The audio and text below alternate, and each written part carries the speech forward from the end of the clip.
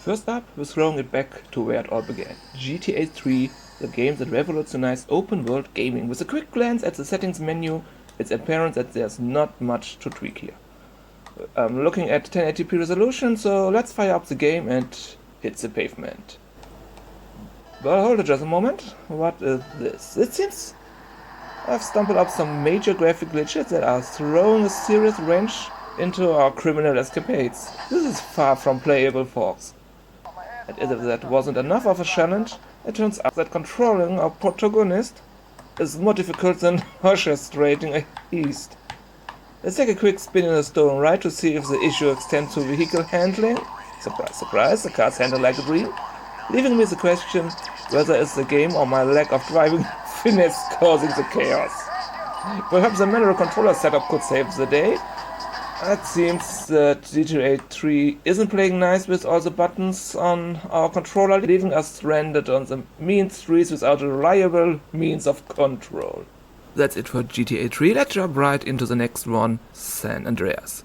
There's never been my favorite GTA part, but it was the sole reason that I did buy a PlayStation 2 back in the good old days. Here also the first thing to do is to have a quick peek in the settings, advanced settings, and what do we have here? A rather low draw distance, frame limiter widescreen is on, visual FX are set to high, no anti-aliasing and a 1080p resolution with 16-bit color depth. Sounds like a recipe for success to me. And what a blessing, no graphic glitches, the controls work fine and everything looks so beautiful, except for the frame rate.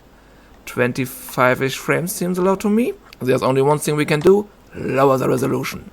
Back to the settings, 720p resolution and right back to the game. Hooray! Nothing has changed for the frame rate.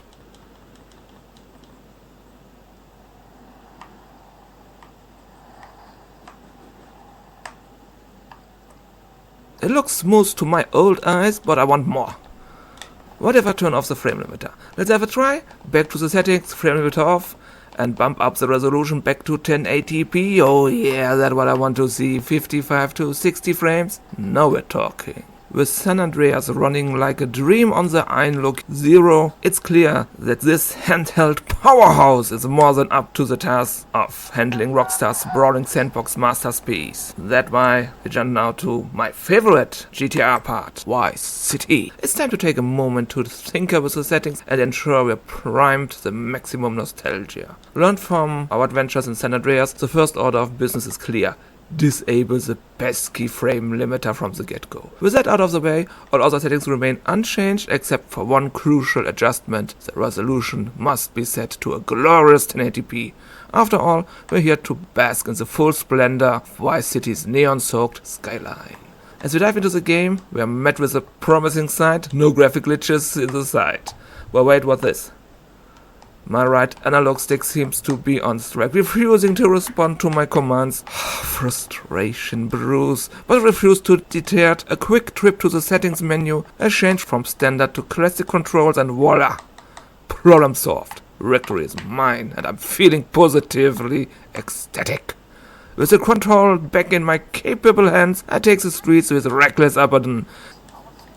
Driving feels smooth as silk with no hiccups to speak of, and the peace, the resistance, the frame rate are jaw-dropping 100 plus frames per second. It's a marvel to behold, and I find myself falling head over heels for Vice City all over again. As I soak in the sights and sounds of this neon-drenched paradise, it's clear that the AYN Loki 0 is more than capable of delivering the ultimate Vice City experience with silky smooth gameplay and no shortage of retro charm. It's a match made in gaming heaven.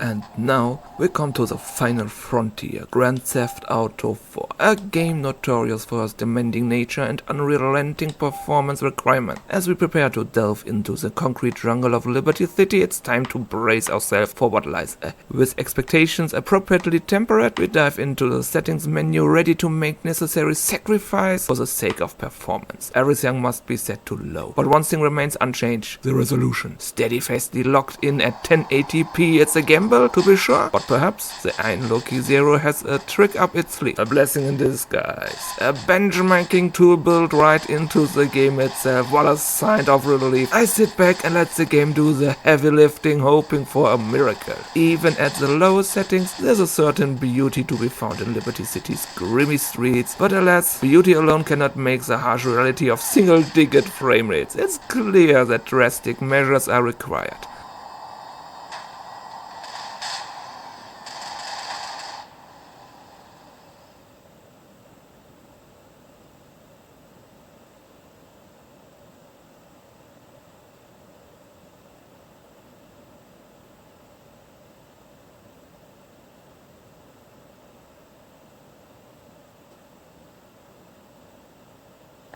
With a heavy heart, I lower the resolution to a more modest 720p, but the results are far from satisfactory.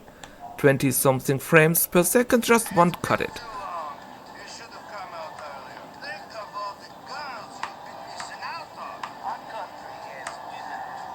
Yes, but only locals. Here we have whites, black, the Puerto Ricans and the Asians, Europeans on vacation. It's time to get radical.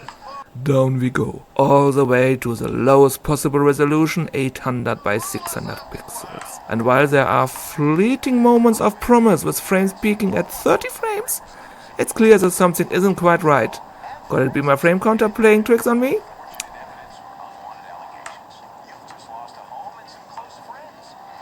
With a sense of resignation, I conclude this journey with another benchmark at 800 by 600 resolution. It's not the triumphant finale I had hoped for, but such is the nature of the beast. Thank you for joining me on these adventures, and stay tuned for the next installment, where we put the AYN Loki series through its paces again. Until then, may your frame rates be high and your resolutions be low.